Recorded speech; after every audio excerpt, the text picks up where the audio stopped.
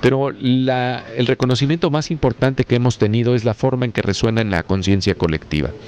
Lo que te quiero platicar es que en alguna ocasión una profesora de secundaria, de una secundaria pública en Iztacalco, me mandó un correo electrónico poniéndome la enigmática frase: yo también soy imaginante.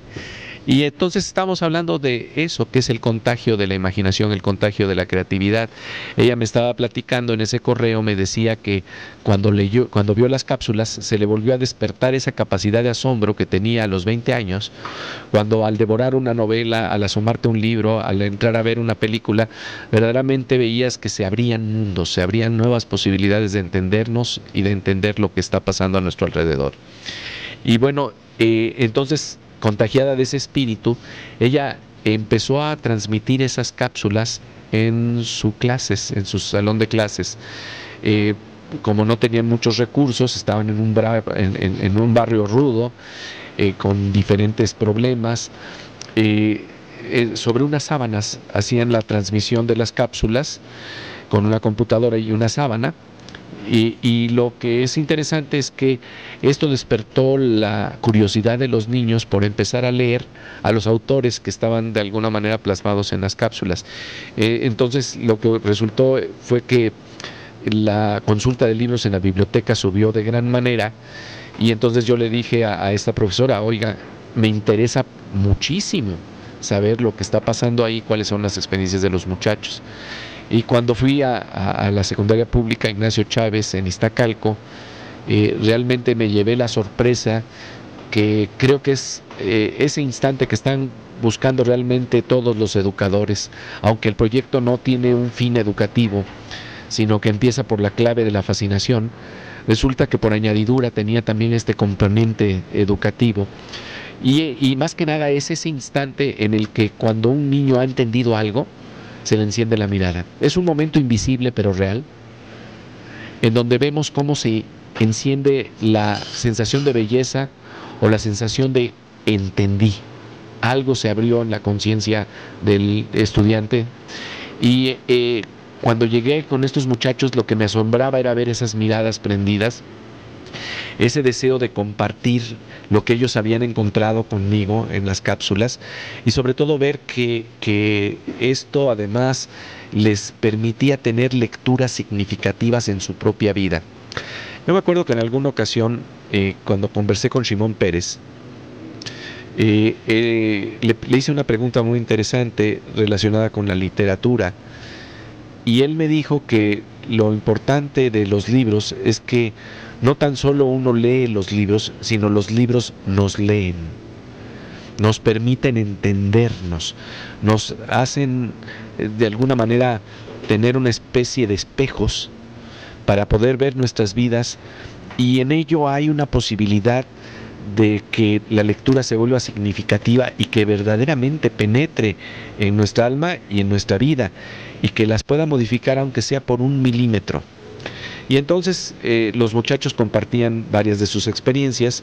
Uno de ellos, en un momento dado, que se llamaba Cornelio, alzó la mano y dijo: oigan, yo quiero también compartir una experiencia, y empezó a leernos una carta que tenía que ver con una cápsula sobre Haruki Murakami, el escritor japonés. Esta cápsula narra en 1 minuto, y es prácticamente también una especie de ensayo, porque estas cápsulas tienen eso, un momento de narración, un momento de encontrar eso que encendió la imaginación de un gran autor, pero también ciertas reflexiones. Esto es un género interesante, explorar el mini ensayo, la mini poesía, la mini narración, y que sin embargo tenga una intensidad tal que se quede resonando contigo tiempo después de que viste la cápsula. Y entonces, en este caso, él hablaba de esta cápsula de Haruki Murakami, en donde un hombre y una mujer se encuentran en la calle y saben que son el uno para el otro. Es como verdaderamente ese momento mágico en el que uno dice: es una maravilla, pero estoy ante la mujer que yo siempre había pensado encontrar, y la mujer dice: estoy con el hombre que siempre quise encontrar, y saben que son exactamente el uno por el otro, para el otro, y entonces confían que si el azar los encontró, el azar los va a volver a encontrar, y se separan, y pasa un tiempo, y sin embargo no ocurre el encuentro y pasa nuevamente el tiempo hasta que por fin se encuentran en la calle azarosamente y les es tan inesperado ese instante que entonces pasan uno al lado del otro y como no saben qué decirse, se van para siempre y se vuelven a perder sus caminos. Y entonces la reflexión que hago al respecto es que eso es lo que nos pasa por falta de palabras, por falta de imaginación. Y entonces el muchacho está escribiendo una carta a una niña de tercero secundaria. Hay que entender que él iba en segundo de secundaria y estamos hablando de algo que se puede considerar un amor imposible. Pero el muchacho, que se llamaba Cornelio, por cierto, le